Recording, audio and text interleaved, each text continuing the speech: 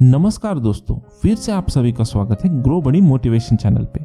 आज हम बात करने वाले हैं डैनियल गोलमैन लिखी बुक इमोशनल इंटेलिजेंस के बारे में। आज की इस वीडियो में हम देखेंगे कि कैसे आप अपने इमोशन को कंट्रोल कर सकते हैं और इसकी हेल्प से अपार सफलता हासिल कर सकते हैं। तो चलिए बिना समय गवाए जानते हैं व्हाट इज इमोशनल इंटेलिजेंस। दोस्तों, बचपन से ही आप IQ के बारे में तो सुनते आए होंगे। IQ से हमारी एकेडमिक इंटेलिजेंस का पता चलता है। ज्यादा IQ वाले लोग ज्यादा सफल माने जाते हैं, लेकिन अब वैज्ञानिकों का मानना है कि सफल होने के लिए इमोशनल इंटेलिजेंस का होना भी जरूरी है और इसी को हम EQ से मेजर करते हैं। वास्तव में हाई EQ वाले लोग बहुत बार सफल नहीं हो पाते, बल्कि जिन लोगों में IQ और EQ का सही बैलेंस होता है लाइफ में वही सफल होते हैं। अगर मैं सिंपल लैंग्वेज में बोलूं तो इमोशनल इंटेलिजेंस का मतलब है अपने अंदर के इमोशंस को समझना और उन्हें खुशी हासिल करने के लिए कंट्रोल कर पाना। आइए कुछ एग्जाम्पल से समझते हैं कि EQ कितना इंपॉर्टेंट है। जिसमें से पहला एग्जाम्पल है, क्या आपने कभी अनुभव किया है कि किसी को डांट पड़ी हो और वह रोने लग गया हो? ऐसा इसलिए होता है कि डांट पड़ने से उस व्यक्ति में डर का इमोशंस आ जाता है, वह उसे ठीक से समझ ही नहीं पाता और रोने लगता है। तो यहाँ पर अगर उस व्यक्ति में EQ ज्यादा हो तो वह अपने डर के इमोशन पर काबू पा सकता है। जिस चीज के लिए डांट पड़ी है वह उसे अपोलोजाइज कर सकता है और अपनी भूल को सुधार कर खुद में कॉन्फिडेंस का इमोशन ला सकता है। दूसरा एग्जाम्पल है, कुछ स्टूडेंट्स टॉप क्यों करते हैं और दूसरे फेल क्यों हो जाते हैं? क्योंकि टॉपर स्टूडेंट्स के अंदर पॉजिटिव मोटिवेशन के इमोशंस रहते हैं, वे दूर की सोचते हैं, जबकि कुछ स्टूडेंट्स पर मौज मस्ती के इमोशंस हावी रहते हैं। अगर वे भी इन इमोशंस को समझ सके और उन्हें कंट्रोल कर ले तो वो भी सफल हो सकते हैं। तो दोस्तों, इन दो एग्जाम्पल से आप समझ ही गए होंगे कि EQ डेवलप करना कितना इंपॉर्टेंट है। यह लाइफ के हर क्षेत्र में काम आता है। लेकिन अब सवाल ये आता है, how to enhance your EQ। Book के इस पार्ट में ऑथर ने EQ बढ़ाने के तरीके बताए हैं।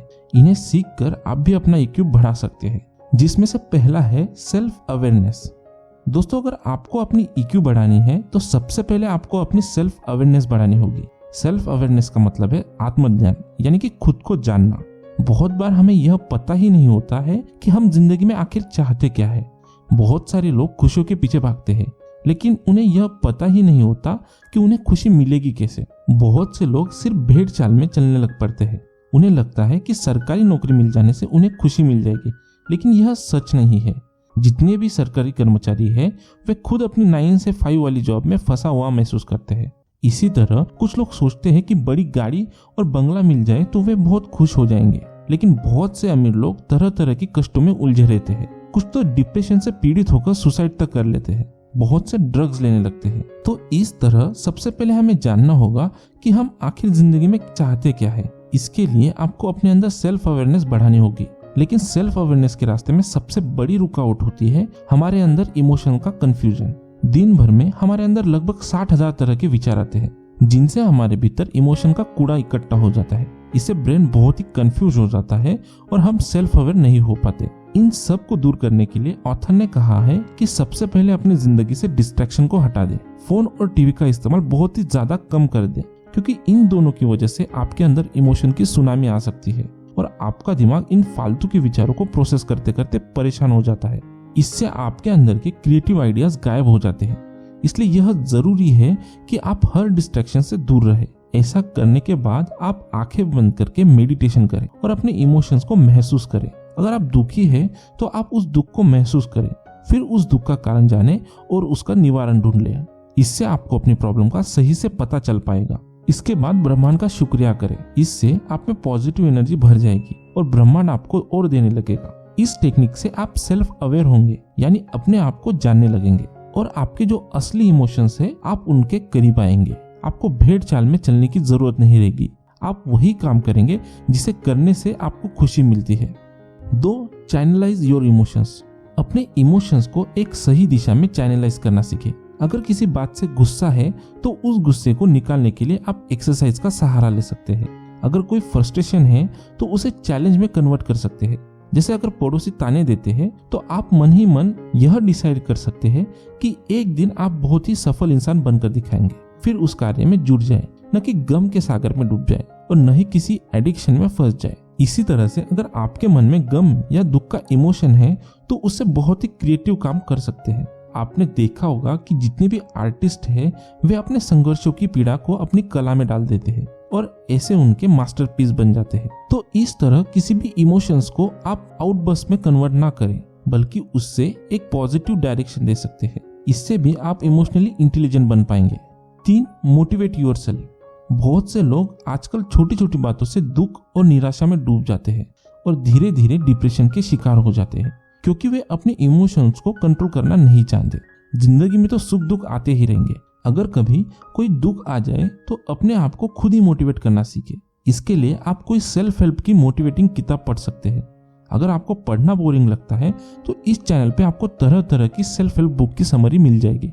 अगर आप इन्हें सुनोगे तो देखेंगे कि आपका मूड काफी हद तक अच्छा हो गया है और आप आगे बढ़ने के लिए मोटिवेट हो रहे हो। इसीलिए अभी चैनल को सब्सक्राइब कर ले और बेल आइकन भी प्रेस कर देना, ताकि आप आगे आने वाली कोई भी बुक समरी वीडियो मिस ना करें।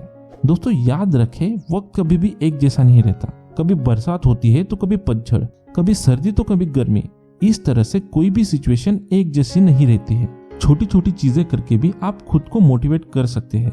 जैसे हर दिन एक्सरसाइज करने का नियम बनाए, गार्डनिंग शुरू कर दे, कहीं घूमने निकल जाए, अच्छा म्यूजिक सुने, मेडिटेशन करे। इन सब से आपको काफी मोटिवेशन मिलेगी और आपकी IQ बहुत बढ़ जाएगी।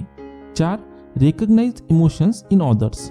IQ बढ़ाने के लिए केवल अपने इमोशंस को जानना ही काफी नहीं है, बल्कि आपको सामने वाले के इमोशंस को भी समझना होगा। अगर सामने वाला दुखी है तो उस समय जोक्स न सुनाने लगे, बल्कि उस समय आप भी उसके दुख को समझे और अपने अंदर सीरियस इमोशंस लाए।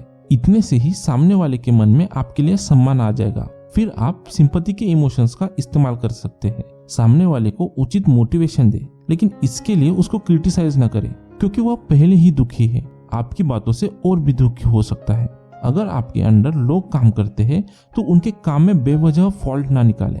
अगर कोई कमी रह गई है तो उसे बहुत ही पॉजिटिव तरीके से बताएं और उन्हें उसे ठीक करने के लिए मोटिवेट करें। इससे उनके अंदर आपके लिए रिस्पेक्ट का इमोशन आएगा। अगर आप दूसरे को डराते हैं तो वह सामने तो इज्जत करेगा, लेकिन पीठ पीछे गाली ही देगा। तो इसी तरह से हर सिचुएशन में आप सामने वाले के इमोशंस को भी ध्यान में रखें और उचित व्यवहार करें। 5. Add values to emotions. अपने इमोशंस को मॉरल वैल्यू से भी लिंक करें। जैसे अगर किसी ने कोई बहुत ईमानदारी का काम किया है तो आप उसे अप्रिशिएट करें और उसकी सबके सामने प्रशंसा करें। इससे सामने वाले के मन में आपके प्रति बहुत ही रिस्पेक्ट के इमोशन पैदा होंगे। साथ ही वह आगे भी ईमानदारी से काम करने के लिए प्रेरित रहेगा। ऐसे ही अपने बच्चों को भी अच्छी वैल्यूज सिखाएं। जब भी वे कुछ अच्छा कार्य करें तो आप उनकी भरपूर तारीफ करें। इससे उन्हें लगेगा कि जब कोई अच्छा काम किया जाता है तो इससे काफी खुशी मिलती है, क्योंकि लोग अच्छे कार्य की तारीफ करते हैं। इससे बच्चे हमेशा खुशी को अच्छे काम से जोड़कर देखेंगे और कभी गलत काम नहीं करेंगे। दोस्तों अब आपको पता तो चल गया कि अपना IQ बढ़ाना कैसे है। अब जानते हैं role of emotion intelligence in different field. Emotional intelligence का जिंदगी के हर क्षेत्र में अपना रोल है। जैसे कि पहला, रिलेशनशिप। आइए कुछ एग्जाम्पल देखते हैं। सबसे पहले आपका पार्टनर के साथ जो रोमांटिक रिलेशन है उसमें इमोशंस की काफी वैल्यू होती है। हर बार आप अपने पार्टनर को फील करवाएं कि आप उनसे प्यार करते हैं, उनकी केयर करते हैं, उनकी हमेशा रक्षा करेंगे और हमेशा कठिन परिस्थिति में भी आप उसका साथ देंगे। इससे आपका रिलेशन बहुत ज्यादा स्ट्रांग रहेगा और आपका पार्टनर आप पर पूरी तरह से ट्रस्ट करेगा। 2. ऑफिस। अगर आप ऑफिस में काम करते हैं और आपके नीचे कुछ लोग काम करते हैं तो आप उनके प्रति सिंपैथी वाला रवैया रखें। उनके काम को हमेशा अप्रिशिएट करें, उन्हें और अच्छा करने के लिए मोटिवेट करें। उनकी गलतियों पर बेवजह न डांटें, बल्कि उन्हें ठीक करने के लिए प्रेरित करें। उन्हें बताइए कि उनका बहुत ज्यादा कंट्रीब्यूशन है। हमेशा उनका मान सम्मान करें। यह सब करने से आपके उन एम्प्लॉयज के अंदर आपके लिए बहुत ही ज्यादा रिस्पेक्ट के इमोशंस जागरूक होंगे। वे हमेशा आपके लिए वफादार रहेंगे और हमेशा आपकी कंपनी के लिए दिल लगाकर काम करेंगे और इस तरह से आपकी कंपनी बहुत ज्यादा सफल होगी। 3. पेरेंट्स। आजकल बहुत से लोग अपने पेरेंट्स को इग्नोर करने लगे हैं। इससे पेरेंट्स को अंदर ही अंदर बहुत दुख होता है, क्योंकि उन्होंने अपने बच्चों के लिए बहुत त्याग किया होता है। खुद आधे पेट रहकर भी वह यह सुनिश्चित करते हैं कि उनका बच्चा अच्छे से खाए, अच्छा पहने, अच्छे स्कूल में पढ़े, लेकिन बड़े होकर यही बच्चे उन्हें इग्नोर करने लगते हैं। इसलिए हमेशा अपने पेरेंट्स का हालचाल पूछते रहे, उनकी सेवा करते रहे, यह देखिए कि उन्होंने अच्छे से खाया है या नहीं। इससे आपके पेरेंट्स के दिल में भी आपके लिए बहुत ही प्यार के इमोशंस रहेंगे। वे हमेशा आपको दिल से आशीर्वाद देंगे इसके साथ ही आपके बच्चे भी आपका ही अनुकरण करेंगे। 4 चिल्ड्रेन। अगर आपके बच्चे हैं तो उन्हें भरपूर प्यार करें, हर दिन उन्हें हक करें। बचपन से ही उन्हें दूसरों की रिस्पेक्ट करना सिखाएं, लेकिन इसके लिए आप पहले उनकी रिस्पेक्ट करें। इससे उनकी सेल्फ स्टीम बहुत बढ़ जाती है और आगे चलकर वे कभी हीन भावना से ग्रस्त नहीं होते हैं। जिन बच्चों के माँ बाप उन्हें डांटते रहते हैं वे आगे चलकर बहुत ही दब्बू बन जाते हैं। वे स्कूल में भी अच्छा परफॉर्म नहीं करते हैं। टीचर से बात करते हुए भी वे हिचकते हैं, इसलिए बच्चों को बेवजह न डांटें। लेकिन जो पेरेंट्स बच्चों की गलती पर भी चुप रहते हैं उनके बच्चे आगे चलकर बहुत बदतमीज किस्म के बन जाते हैं। इसलिए बच्चों को डांटना तो उचित नहीं है, लेकिन उन्हें टोकना जरूरी है। उन्हें लॉजिकली समझाएं। पहले उनसे पूछे कि इस बर्ताव से क्या नुकसान होगा, फिर उन्हें उचित गाइडेंस दें। इस तरह आप अपने बच्चों को अच्छा नागरिक बना पाएंगे। तो दोस्तों, उम्मीद है आपको इमोशनल इंटेलिजेंस बुक समरी अच्छी लगी होगी। आई होप ये वीडियो देखने के बाद आप इमोशनली इंटेलिजेंट बन पाएंगे। वीडियो पसंद आया तो वीडियो को लाइक एंड अपने फैमिली एंड फ्रेंड्स के साथ जरूर शेयर करें, ताकि उनको भी इससे हेल्प मिल सके। आपने अभी तक चैनल को सब्सक्राइब नहीं किया है तो अभी सब्सक्राइब कर लें और बेल नोटिफिकेशन भी ऑन कर लीजिएगा, ताकि आने वाली वीडियोस आप मिस ना कर पाओ। तो चलिए मिलते हैं कल एक और इंटरेस्टिंग वीडियो के साथ। आपका अपना कीमती समय देने के लिए धन्यवाद।